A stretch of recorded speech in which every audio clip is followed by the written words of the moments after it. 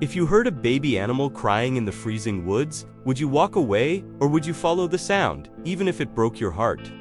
That was the question my husband, John, didn't expect to face just 2 weeks after retiring. We had moved to a small cabin in Montana to find peace after a year that nearly destroyed us. Our only son, Daniel, had passed away in a car accident 8 months before. Since then, John had become a shell of himself, quiet, cold, unreachable. He didn't speak much anymore, and when he did, it was just to say he was going for a walk. Alone. What happened next changed everything, and the way it ends. You won't believe it, not until you've heard every word. Even the hardest hearts might crack open when they see what that tiny creature did to a man who thought he'd lost everything. Sometimes, life sends you something wild, fragile, and unexpected, just to remind you that love can survive even the darkest winters. This story isn't about rescuing a cougar cub, it's about what that cub rescued in us. Each morning, John laced his boots and vanished into the trees behind our cabin. He didn't take food or a phone, just a thermos and the weight of his silence. The forest became his refuge, a place where no one asked questions and the pain could echo freely. I stayed behind, trying to fill the house with sound. I played old records, made soups that no one ate, cleaned already spotless shelves, but the quiet always crept back in.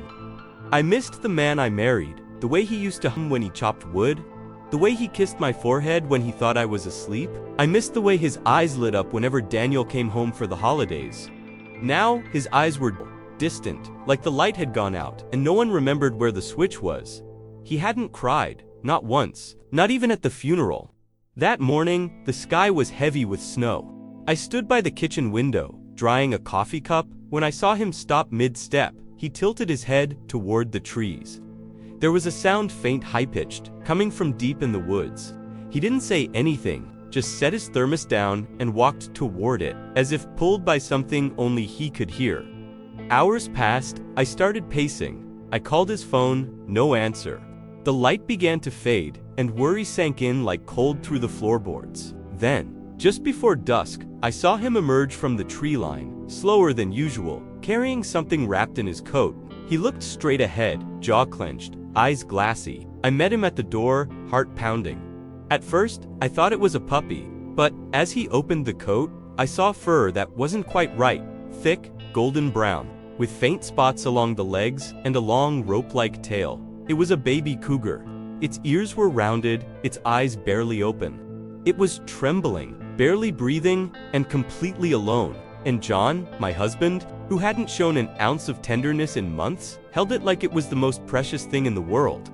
He didn't speak, he just sat on the floor, placed the cub on his lap, and stared at it like it held all the answers he'd been too afraid to ask. The cub whimpered, and John touched its head gently, almost reverently. I stood frozen in the doorway, unable to look away. Something was happening in that room, something I didn't yet understand, but that felt sacred. Later, he told me the cub had been trapped under broken branches, no signs of a mother, just cold, hunger, and that heartbreaking cry. He said he almost told himself it wasn't his responsibility. But then he heard another sound, not from the cub, but from inside himself. A sound he hadn't heard since Daniel died. And that's when he knew he couldn't walk away. That night, John made a bed for the cub by the fire, fed it warm goat's milk with trembling hands, stayed up all night watching its chest rise and fall. When it cried, he hummed softly, like he used to when Daniel was sick. I stood in the hallway, holding my breath. Something had cracked. Not just in the walls around us, but in him. He named the cub Echo the next morning. When I asked why, he looked at me for a long time and said, because he answered something I didn't know I was still asking? I didn't know what to say, but in my bones, I knew something had shifted. Echo wasn't just an animal in need, he was a lifeline. One wild, trembling breath at a time. By the second day, Echo was stronger, not by much, but enough to try standing on his own. His legs wobbled like reeds in the wind, but John was there every time he tipped. He'd gently scoop him up, place him back on the blanket, and whisper, "Try again, little one." I watched my husband transform from a man drowning in silence to someone with a purpose, a rhythm, a tenderness I hadn't seen since we were young. But along with that came a new kind of fear. This wasn't a puppy, it was a predator, a wild one. I called Fish and Wildlife again. The line was busy. When I finally reached someone, they sounded overwhelmed. The storm had cut off access to several rural areas, and resources were stretched thin. "He's probably orphaned," the agent said, "but keeping him could be illegal depending on your county. Don't get attached." I looked over at John, who was gently massaging the cub's tiny paws. It was too late. Attachment had already taken root. We had no idea how to care for a cougar. We researched all-night heat regulation, bottle feeding, signs of infection. I ordered special formula online, expedited delivery. John turned the guest room into a makeshift recovery den. Towels, heating pads, a humidifier.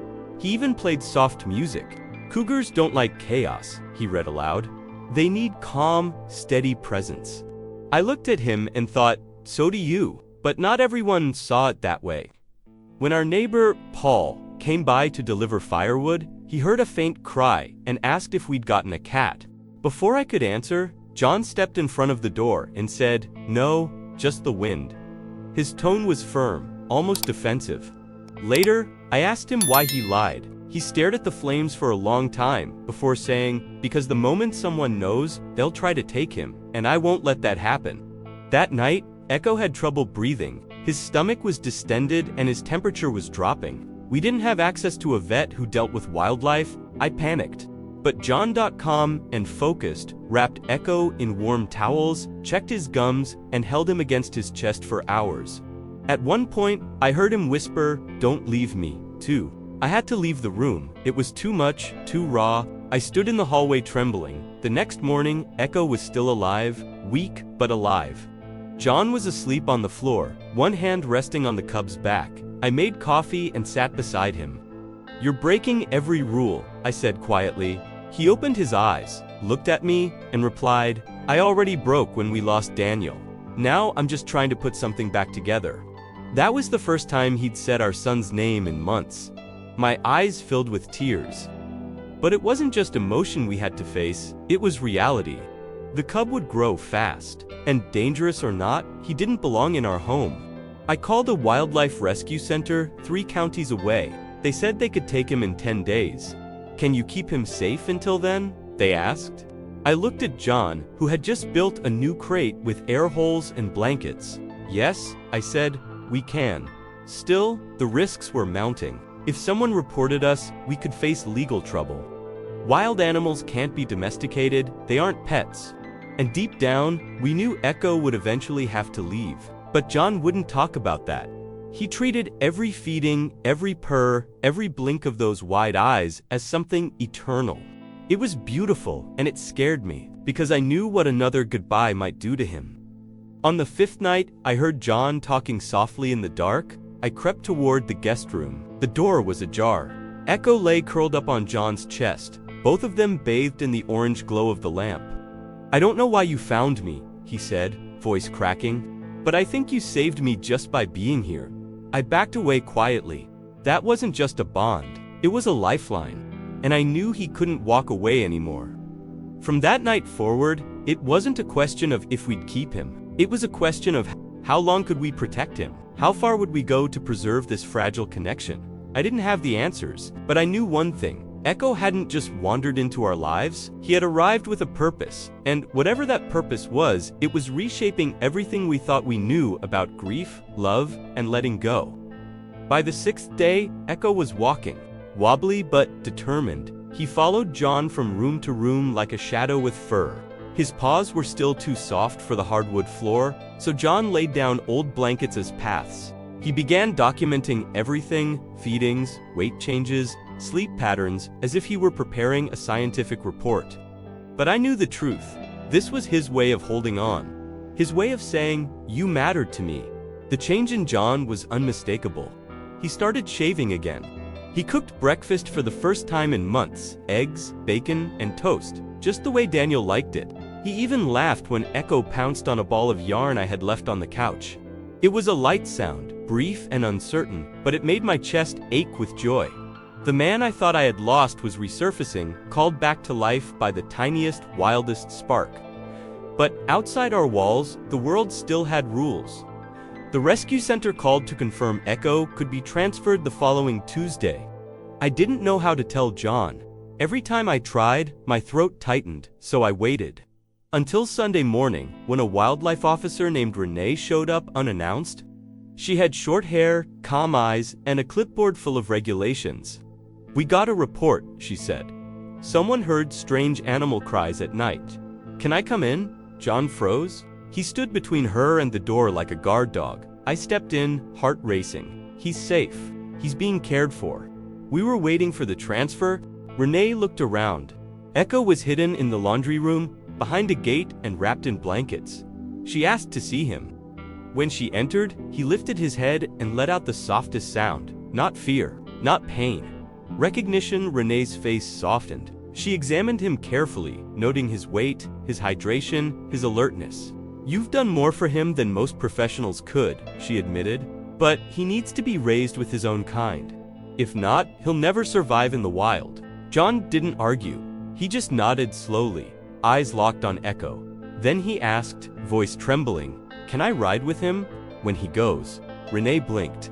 "That's not standard procedure," she said. "But let me see what I can do." That night was the hardest. We sat on the floor with Echo between us, watching him sleep. John held his tiny paw, gently stroking the pads. "I don't know how to say goodbye again," he whispered. I didn't say anything. What could I? Grief isn't something you finish. It just changes shape. And sometimes, it curls up in your lap in the form of a rescued mountain lion who trusts you completely. Tuesday morning came like a slow ache. Renee returned, this time with a travel crate and a soft, padded carrier. "He's calm," she said, "because of you." John placed Echo in the crate himself, whispering something only the cub could hear. Then, incredibly, Renee opened the passenger door of her truck and said, "You ride up front." I watched them drive off into the snowy hills, a man and a cougar cub, side by side, on a road that neither of them expected to take. The transfer center was nearly 2 hours away, nestled in a valley with tall fences and trees stretching toward the sky. When they arrived, Echo didn't cry. He didn't claw or resist. He looked at John, then at the new enclosure, and stepped forward. Inside, there were 2 other cubs, both rescued, both young. Echo sniffed the air, turned back once more, then walked into the light. When John came home, he was quiet. He took off his boots, washed his hands, and made tea. I asked how it went. He didn't answer at first. Then, finally, he looked up and said, he didn't need me anymore. That's how I knew we did it right. I held his hand across the table. It was rough and warm, the hand of a man who had held grief and let it go, one heartbeat at a time. Later that week, we received a letter from the center. Echo had integrated beautifully. He was gaining weight, learning to climb, and bonding with the other cubs. They included a photo of him on a wooden platform, eyes alert, surrounded by pines. John framed it and placed it next to Daniel's picture on the mantle. 2 souls he had loved, 2 he had let go. But in doing so, he had found something neither of us expected: peace. In the months that followed, John started volunteering at the center once a week. Cleaning enclosures, feeding animals, helping with intakes. He came home smelling of pine and fur and hay, and each time he seemed a little stronger, a little more whole. Echo had opened a door we didn't know existed, not back to the past but forward into something new, something fiercely alive. Spring arrived slowly that year, as if the mountains themselves were taking a deep breath. The snow began to melt in ribbons down the hillsides, and our home filled with light again. John started leaving the windows open. He hummed while he worked in the yard. I caught him planting wildflowers near the edge of the woods. "Something for the animals," he said with a half smile. But I knew it was for Echo, a kind of offering, a quiet thank you. His weekly trips to the wildlife center became routine. He'd come home with stories: a porcupine that had been hit by a snowmobile, a fox pup found under a porch, a hawk with a broken wing, and every now and then he'd get updates on Echo. "He's the strongest of the 3, the staff said. Curious, fast, a natural leader." John listened to those words like a father hearing about his child's first school report. I saw something in his eyes I hadn't seen in a long time. Pride. We began hosting talks at the local library, informal gatherings about wildlife, safety, rescue, and emotional healing. To my surprise, people came. Hunters, teachers, retirees, even teenagers. John spoke slowly, with purpose. He shared what it meant to lose someone you love, and how sometimes, in the quietest, wildest ways, life gives you a second chance to feel again. No one left with dry eyes. Inside our home, things changed too. John started keeping a journal. Not about loss, but about growth. Pages filled with drawings of Echo, memories of Daniel, ideas for how to build better enclosures. He wasn't trying to erase the past just to carry it differently. Echo's picture stayed on the mantle, always beside Daniel's. Some days, I caught John talking to them both, not in sadness, but in gratitude. He began mentoring a young boy named Eli, whose father had recently passed away. Eli had been acting out at school, angry and withdrawn. John brought him to the center one Saturday, gave him gloves, showed him how to bottle feed a raccoon kit. By the end of the day, Eli smiled, a real full smile. That night, John told me, it's not about fixing what's broken, it's about showing them they still matter. I nodded. I knew exactly what he meant. We started receiving letters from people who had watched our story through the center's outreach videos, veterans struggling with PTSD, parents grieving lost children, widows facing long winters alone. They all said the same thing. Thank you for showing that healing doesn't always come from people. Sometimes, it comes on four legs, with wild eyes and a broken cry. One afternoon, months later, we were invited back to the center for a private visit. The handlers said Echo had grown too big for daily interaction, but they made an exception. We stood behind a reinforced fence. He was enormous now, lean muscle, gleaming fur, eyes like golden glass. When he saw us, he didn't run, he didn't growl, he just looked. For a long still moment, then, as if answering a call only he could hear, he gave a low, soft sound, almost a hum, and disappeared into the trees. That night, back home, John stood by the window for a long time. I walked up behind him and rested my head on his shoulder. "Do you miss him?" I asked. He nodded. "Every day, but I don't ache when I do. That's new." I slipped my hand into his. The wind outside rustled the leaves. The silence was no longer heavy, it was full of meaning, of memory, of breath. We're not the same people we were that winter. And Echo, wherever he is, isn't the same cub we held in our arms. But something sacred passed between us, a bridge over grief, a shared instinct to hold on, even when the wild says, let go. In the end, we didn't tame him. He reminded us how to live with what can't be tamed, loss, love, and the need to keep walking forward anyway. John didn't just save a baby cougar, he saved a part of himself that I thought was gone forever. And maybe, in some wild way, Echo did the same for me. Not with words, not with reason, but with presence, with trust, with the simple truth that sometimes, even the most broken heart can find its way back one paw print at a time.